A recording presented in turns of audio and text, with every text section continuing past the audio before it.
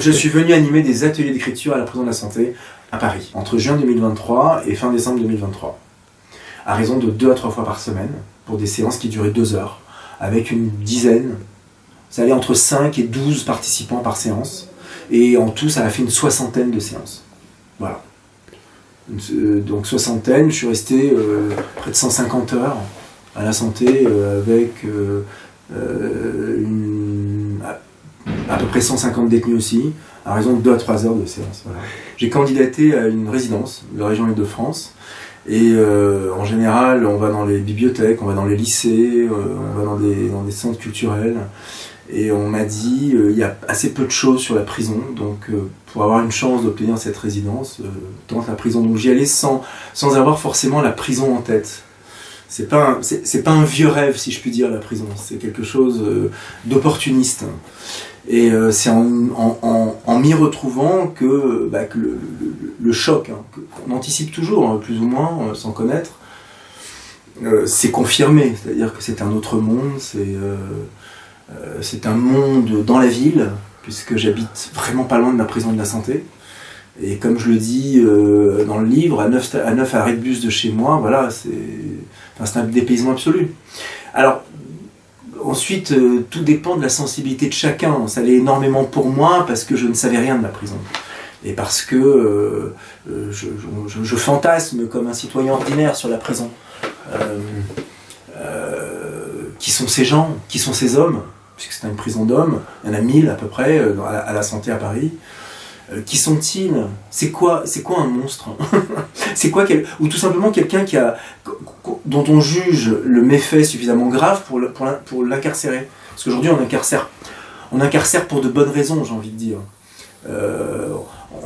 Il y a des cambrioleurs qui ne sont pas incarcérés parce qu'on juge que les prisons, enfin les cellules sont pleines et qu'on ne va pas surcharger encore. Donc en général on incarcère pour la drogue, mais on va dire à relativement haut niveau, alors pas nécessairement des narcotrafiquants, mais du transport, les go-fast, tout ça. On incarcère pour des meurtres, on incarcère pour des gros délits d'initiés, pour beaucoup de violence aussi domestique. Moi, c'est surtout ça que j'ai vu. Violence, domestique, drogue, meurtre. Voilà. Bon, ensuite, il y a toute une déclinaison de méfaits plus ou moins rares, par exemple. Oui, non, il y a pédophilie aussi, quand même pas mal, ça c'est des quartiers réservés. Donc voilà, je me suis rendu à la Santé sans agenda, en découvrant un monde qu'on connaît sans connaître. On lit les faits divers, on sait que quelqu'un est incarcéré, mais on ne sait pas ce qui se passe après. Donc là, pendant 7 mois, j'ai découvert les différents quartiers de la Santé. Je suis allé, alors, pour ceux qui connaissent, je suis allé au QH5, QH6, qui sont les quartiers des prévenus, QH5, QH6 condamnés. Condamnés en attendant d'être affectés dans un centre de détention. Parce que ça aussi, on ne sait pas il y a les maisons d'arrêt et les centres de détention. Maison d'arrêt, c'est provisoire, c'est lorsqu'on vous attendez votre jugement, ou bien que vous attendez, une fois après avoir été jugé, d'être affecté en centre de détention. Donc la Santé, c'est un lieu normalement de séjour provisoire, transitoire. Et vous rencontrez tout un tas de gens. Donc QH5, QH6, QB1, QB4, avec ce fameux QB4 qui est dans l'esprit collectif associé au quartier VIP de la Santé. Alors VIP, pas du tout en fait, ce sont surtout des gens considérés comme sensibles par rapport aux autres détenus qui pourraient s'en prendre à eux. Ce sont soit des gens célèbres, soit des gens qui ont commis des crimes particulièrement répréhensibles aux yeux des autres détenus, pédophilie, viol, etc. Donc j'ai connu les quartiers QH5, QH6, QB1. Alors le QB1, la spécificité du QB1, c'est que c'est un quartier plus où les conditions sont assouplies par rapport aux autres conditions de détention. La bonne conduite en prison vous amène en QB1, c'est-à-dire vous avez 12 heures de détention en cellule au lieu de 22. Vous êtes libre de circuler dans les différentes ailes de ce quartier, d'aller en promenade quand vous le voulez, d'aller d'une cellule à l'autre. Donc ça, c'est un peu les conditions idéales aux yeux des autres détenus. C'est d'aller en QB1, voilà, c'est un peu le Graal de la détention, si je puis dire. Et puis surtout tout ça au sein d'une prison qui est une vitrine incomparable je dirais, des bonnes conditions de détention en France, parce qu'il y a eu entre 2000, jusqu'en 2019, entre 2014 et 2019, il y a eu 50 travaux à la santé, donc c'est une prison qui désormais est neuve. Voilà, il n'y a plus de rats, il y a plus d'affreuses conditions de détention qui pouvaient faire scandale auprès des différentes commissions indépendantes qui venaient vérifier l'état des prisons, qui viennent régulièrement vérifier l'état des prisons en France. Maintenant, la santé est une prison jugée modèle, même s'il y a encore beaucoup de... il y a encore que les cellules sont surinvesties. Au lieu d'avoir 2 personnes par cellule, vous en avez souvent 3. C'est une prison conçue pour 800 détenus, il y en a plus de 1000. Il y a beaucoup d'activités proposées aux détenus à la santé, parce que dans Paris, il y a plein de gens qui veulent intervenir. Voilà, moi je suis romancier, je suis pas sûr que je serais à la Fresne ou à Fleury-Mérogis, parce qu'il aurait fallu prendre le RER. Là, je suis content, c'est dans Paris, c'est simple. Il y a plein de gens comme moi. Par exemple, quand j'étais, il y a Sophie Calle qui a animé un atelier à la santé aussi. Voilà, je voudrais pas... c'est presque une prison pour intervenants bobos. C'est un peu ça, la santé. On peut animer des ateliers de court-métrage, on peut animer des ateliers d'art-thérapie, de plein de choses.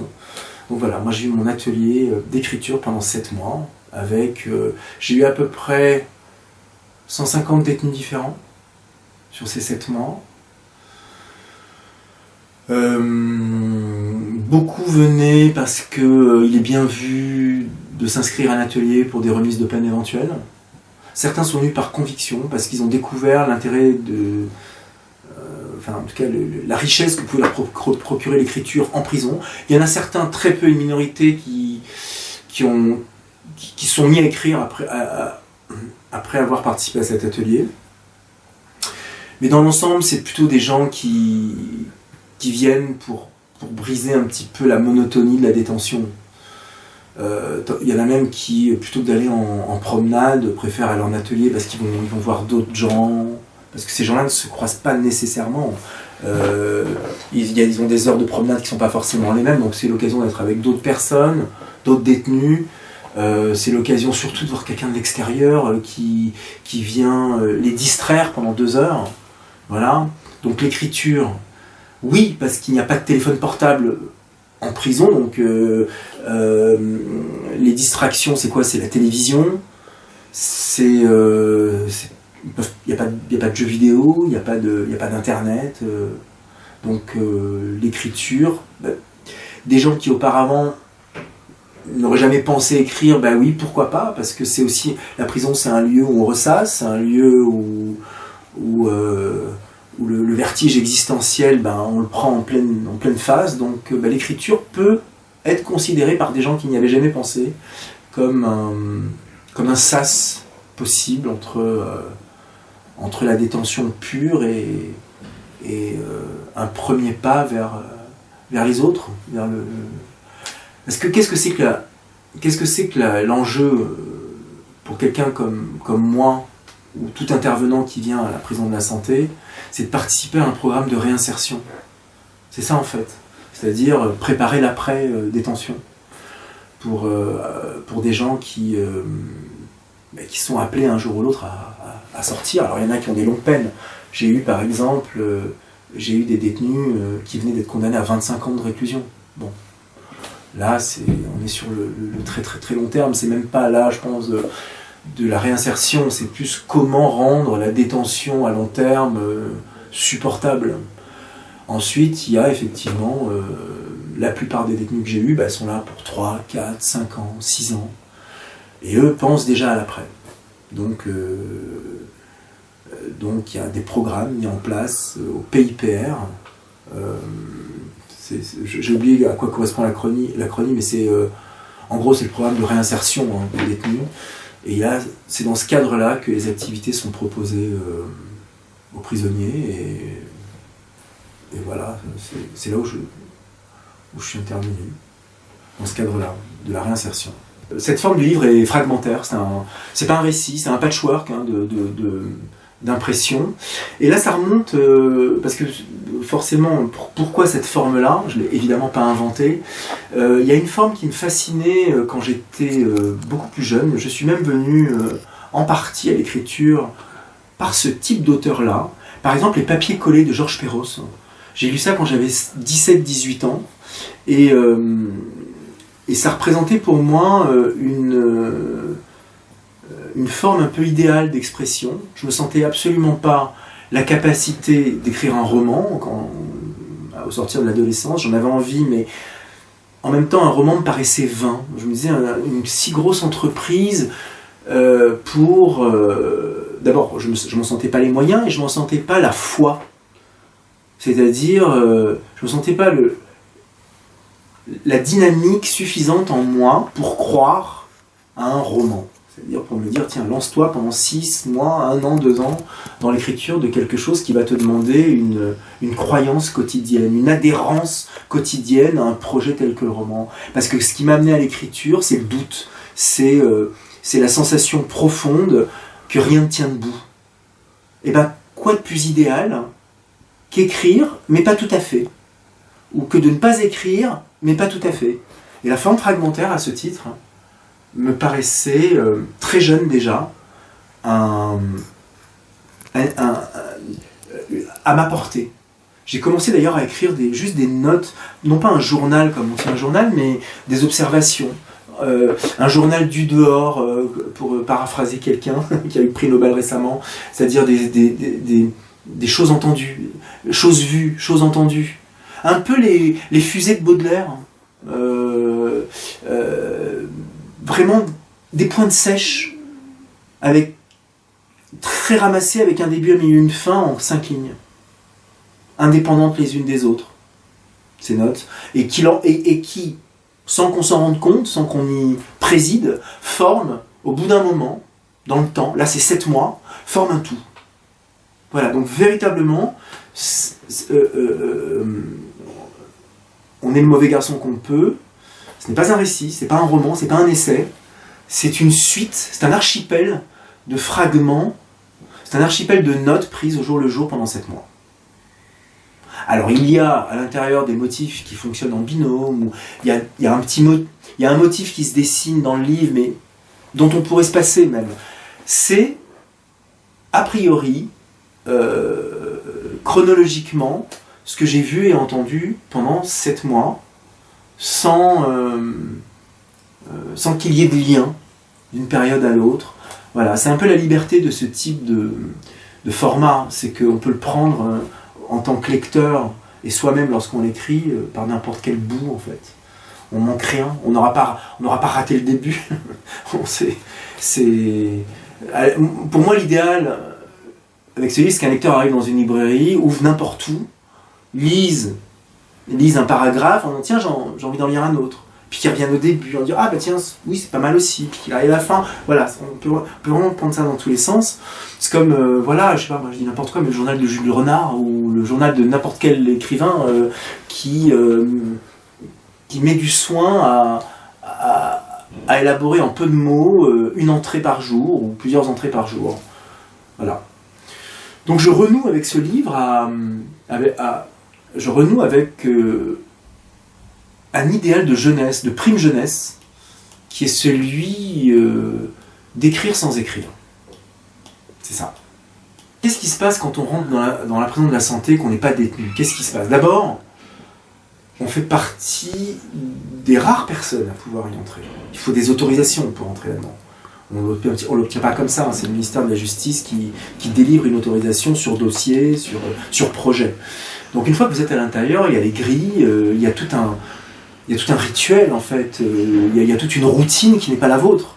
Il y a des surveillants, il y a des grilles, il y a des détenus, il y a surtout ce qu'on ne voit pas.